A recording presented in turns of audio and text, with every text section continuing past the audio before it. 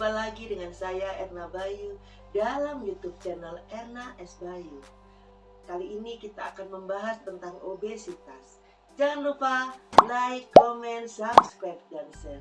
Dan jangan lupa tonton sampai habis. Saudaraku yang terkasih, obesitas adalah suatu kondisi perbandingan berat badan dan tinggi badan melebihi standar yang ditentukan.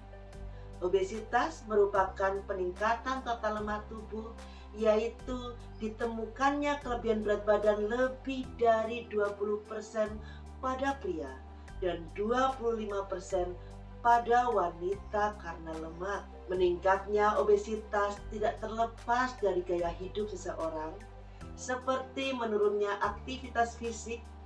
Faktor genetik juga menentukan mekanisme pengaturan berat badan melalui pengaturan hormon dan neural. Menurut studi kasus, data dari hasil World Health Organization atau WHO, obesitas merupakan risiko bagi kematian global. Sekitar 3,4 juta orang dewasa meninggal setiap tahun sebagai akibat dari kelebihan berat badan atau obesitas.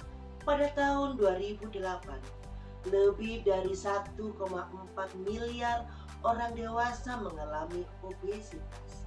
Pada studi kasus yang kedua, berdasarkan hasil riset kesehatan dasar atau Riskesdas Indonesia, tahun 2010, prevalensi obesitas pun lebih tinggi di daerah perkotaan dibandingkan dengan daerah pedesaan. Berdasarkan prevalensi obesitas pada perempuan lebih tinggi, yaitu 32,9% dibandingkan dengan laki-laki yang hanya 19,7%.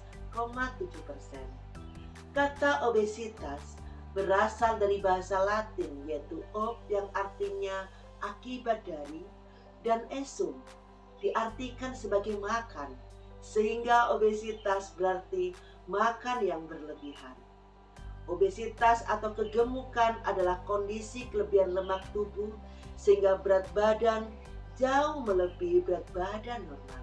Obesitas merupakan gangguan metabolik kompleks yang disebabkan oleh banyak faktor, termasuk genetik dan faktor lingkungan, di mana kejadian faktor obesitas merupakan kombinasi dari kedua faktor tersebut, yaitu genetik dan lingkungan. Kegemukan atau obesitas sebenarnya tidak identik dengan kelebihan berat badan, melainkan terkait dengan komposisi tubuh di mana terjadi kelebihan lemak. Ada beberapa tipe pada obesitas. Tipe pada obesitas dibedakan menjadi dua klasifikasi, yaitu tipe obesitas berdasarkan kondisi selnya dan tipe obesitas berdasarkan penyebaran lemak di dalam tubuh. Berdasarkan kondisi selnya, kegemukan dapat digolongkan dalam beberapa tipe. Yang pertama adalah tipe hiperplastik. Tipe hiperplastik adalah kegemukan yang terjadi karena jumlah sel yang lebih banyak dibandingkan dengan kondisi yang normal.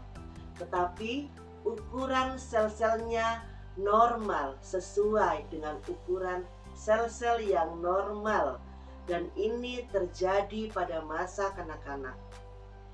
Kemudian, upaya untuk menurunkan berat badan ke kondisi normal pada masa kanak-kanak akan lebih sulit. Yang kedua adalah tipe hipertrofik. Tipe hipertrofik di mana kegemukan ini terjadi karena ukuran sel yang lebih besar dibandingkan ukuran sel normal. Kegemukan tipe ini terjadi pada usia dewasa dan upaya untuk menurunkan berat badan akan lebih mudah bila dibandingkan dengan tipe hiperplastik. Kombinasi tipe hiperplastik dan hipertrofik. Kombinasi kedua hal ini terjadi karena jumlah dan ukuran sel melebihi normal. Kegemukan tipe ini dimulai pada masa kanak-kanak dan terus berlangsung sampai setelah ia dewasa. Upaya untuk menurunkan berat badan pada tipe ini merupakan yang paling sulit karena dapat berisiko terjadinya komplikasi penyakit seperti penyakit degeneratif. Berdasarkan penyebaran sel, ada beberapa tipe. Yang pertama adalah tipe buah apel atau tipe adroid. Pada tipe ini ditandai dengan pertumbuhan lemak yang berlebih pada tubuh sebelah atas, yaitu sekitar dada, pundak, leher, dan muka. Tipe ini pada umumnya dialami pria dan wanita yang sudah menopause. Lemak yang menumpuk adalah lemak jenuh. Kemudian tipe buah pir atau genoid. Tipe ini mempunyai timbunan lemak pada bagian bawah, yaitu sekitar perut, pinggul, paha, dan pantat. Tipe ini banyak diderita oleh perempuan. Jenis timbunan lemaknya adalah lemak tak jenuh. Tipe berikutnya adalah tipe kotak buah atau tipe ovoid. Tipe ini adalah besar di seluruh bagian badan. Tipe ovoid umumnya terdapat pada orang-orang yang gemuk secara genetik. Berikutnya kita akan membahas tentang penyebab obesitas. Yang pertama adalah genetik. Anak yang dari orang tua yang obesitas cenderung 3-8 kali menjadi obesitas dibandingkan dari orang tua yang memiliki berat badan normal. Yang kedua adalah lingkungan. Pengaruh keluarga seperti penggunaan makan sebagai hadiah, memberikan kebiasaan untuk menghabiskan makan yang ada di dalam piring, membantu pengembangan kebiasaan makan yang menyebabkan obesitas. Yang ketiga adalah psikologi. Makan berlebihan akibat respon terhadap kesepian, berduka, atau depresi dapat merupakan respon terhadap rangsangan dari luar. Yang keempat adalah fisiologi, yaitu energi yang dikeluarkan menurun dengan bertambahnya usia, dan ini sering menyebabkan peningkatan berat badan pada usia pertengahan. Saudaraku yang terkasih, sekarang kita akan membahas tentang gejala obesitas. Kebiasaan tidur dengan mendengkur, penumpukan lemak di leher juga memicu seseorang untuk mendengkur. Sesak nafas. Rata-rata orang yang bertubuh gemuk akan merasakan nafasnya lebih berat. Penimbunan lemak yang berlebihan di bawah diafragma dan di dalam dinding dada bisa menekan paru-paru, sehingga timbul adanya gangguan pernafasan dan sesak nafas. Berikutnya adalah sleep apnea. Sleep apnea adalah gangguan pernafasan, bisa terjadi pada saat tidur dan menyebabkan terhentinya pernafasan untuk sementara. Kita sebut itu adalah sleep apnea. Sehingga pada siang hari penderita sering mengantuk. Berikutnya adalah sering mengantuk dan lelah. Berikutnya adalah nyeri pada persendian lutut, dikarenakan faktor kelebihan berat badan yang dapat menambah beban atau tekanan pada bagian lutut dan pergelangan kaki. Kemudian nyeri punggung bawah atau low back pain, dan biasanya memperburuk osteoartritis. Banyak dari penderita obesitas mengeluhkan akan sakit punggung. Hal ini disebabkan penambahan beban tulang belakang oleh penumpukan lemak. Resiko fatal jika berat badan tidak kunjung diturunkan pada tulang punggung dapat meningkatkan risiko patah tulang dari dalam. Selanjutnya, mudah depresi. Penderita obesitas lebih mudah tertekan pikirannya karena keadaan fisiknya. Selanjutnya, ruam dan infeksi pada lipatan kulit. Orang dengan obesitas lebih mungkin memiliki kulit gelap yang terjadi pada lipatan-lipatan kulit, mudah mengalami infeksi jamur dan bakteri di kulit dengan tanda adanya ruam.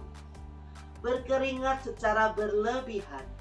Seseorang yang menderita obesitas memiliki permukaan tubuh yang relatif lebih sempit dibandingkan dengan berat badannya, sehingga panas tubuh tidak bisa dibuang secara efisien dan mengeluarkan keringat yang lebih banyak.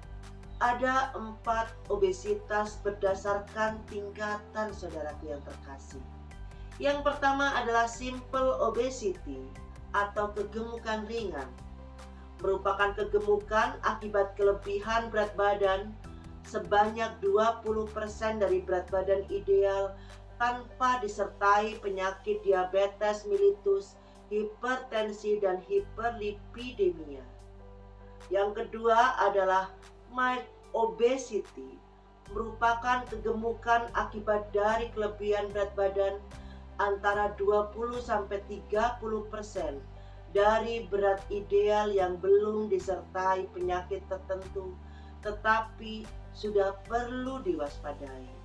Yang ketiga adalah moderate obesity, merupakan kegemukan akibat kelebihan berat badan antara 30-60% dihitung dari berat badan ideal.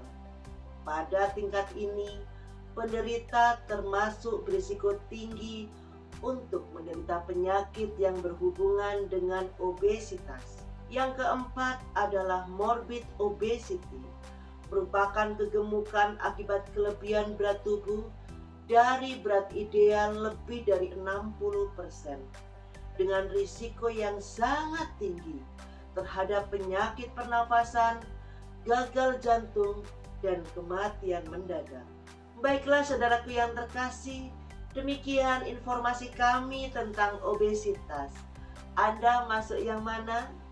Perbaikilah kondisi Anda mulai hari ini. Saudaraku yang terkasih, apabila Anda ingin berat badannya menjadi ideal atau turun berat badan dari berat badan yang sangat gemuk, Anda bisa menggunakan Nuskin.